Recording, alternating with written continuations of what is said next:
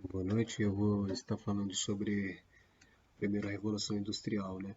Alguns pontos importantes, né, da primeira revolução industrial foi que ela começou, né, com o desenvolvimento da máquina a vapor, automatizando, né, algumas máquinas industriais como o tear, né? Isso possibilitou que a produção, né, de tecidos fosse aumentada em um volume bem maior de produção, né? Então a indústria têxtil, né, teve uma grande ascensão nessa época. Não só a indústria têxtil, como também a indústria siderúrgica, né? Todo esse, esse material de aço, de ferro, para produzir essas novas máquinas automatizadas com vapor, e não só de novas máquinas, como também o setor ferroviário e de embarcações, né? Teve um grande desenvolvimento durante a primeira Revolução Industrial. Já na segunda Revolução Industrial, né, a gente teve a eletricidade e o petróleo como sendo um dos fatores-chave, né, para a produção para a produção, não, meu Deus, um dos fatores-chave para que acontecesse a segunda Revolução Industrial, né, e foi uma época onde se iniciou a produção em massa, né. Um exemplo é a produção em massa dos veículos, né, na Ford, né. Foi um movimento pioneiro nessa parte de produção em massa.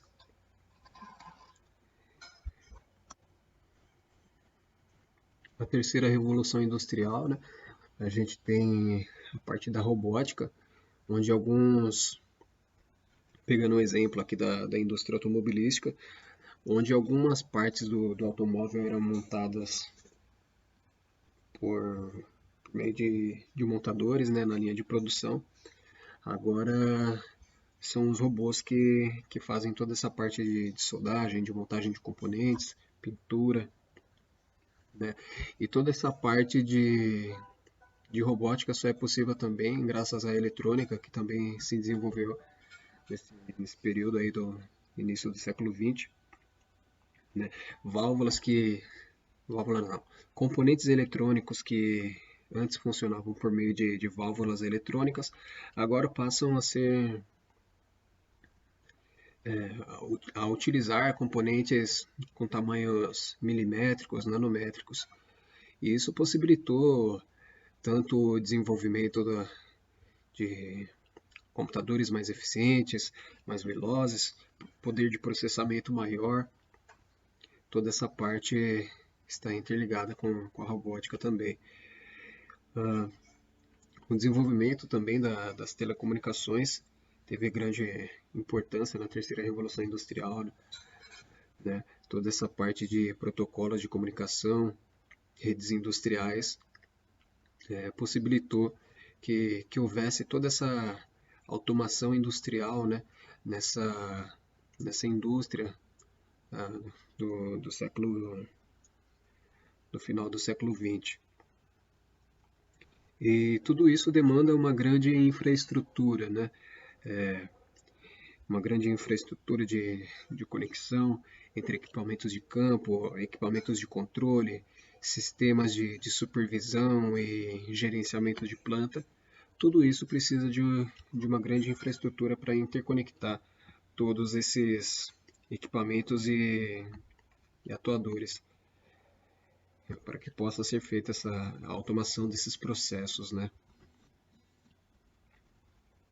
Agora, sobre a quarta revolução industrial, uma tendência é que haja essa convergência, né, das tecnologias digitais, ou seja, cada controlador, cada tipo de sensor, cada equipamento dentro da indústria que faz parte ali do processo, que faz parte do controle do processo, existe essa tendência deles estarem adquirindo dados do processo dados da linha de montagem, dados para serem utilizados de forma a otimizar, né, esse processo de produção, né? Dados que possam ser analisados e extraídos algum tipo de informação que possa ser utilizada em benefício do próprio processo.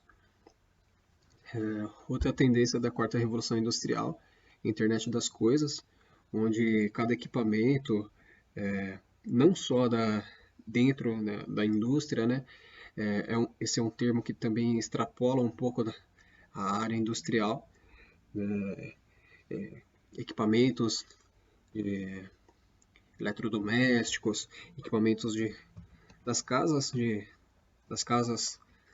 das pessoas, né, vão estar conectados à internet e adquirindo dados, né, desse ambiente, desse lugar em que eles estão, dados para todos esses dados sendo utilizados para serem analisados e para serem utilizados como forma de melhorar o desempenho, né, do gerenciamento desse local, gerenciamento de energia, ou tudo para que seja feito alguma melhoria em um processo ou então no desempenho de algum tipo de gerenciamento, né? E esses dados coletados por esses equipamentos, tanto na indústria quanto nos lares, né? Uma tendência da quarta revolução industrial é que esses dados sejam armazenados em nuvem, né? Então, são dados que podem ser acessados pelas pessoas em qualquer lugar que elas estejam, né? Tendo em vista que são dados que estão armazenados na internet, né? Isso garante que esses dados possam ser protegidos, né, de certa forma, onde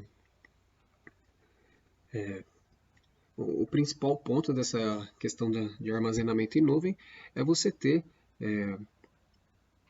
a possibilidade de acessar esses dados de qualquer lugar que você esteja e também de você poder estar fazendo como se fosse uma forma de backup, né, desses arquivos. Agora falando sobre os softwares CAD, né, são softwares que auxiliam em desenhos São softwares de desenho auxiliados por computador. Existem os softwares CAD 2D e 3D. Né, os 2D são softwares que permitem fazer desenhos técnicos, desenhos de planta baixa, né? É possível colocar cotas, né, que são especificações de dimensões dentro do desenho, raio, comprimento, diâmetro, esse tipo de coisa. E são softwares onde é possível estar criando várias camadas,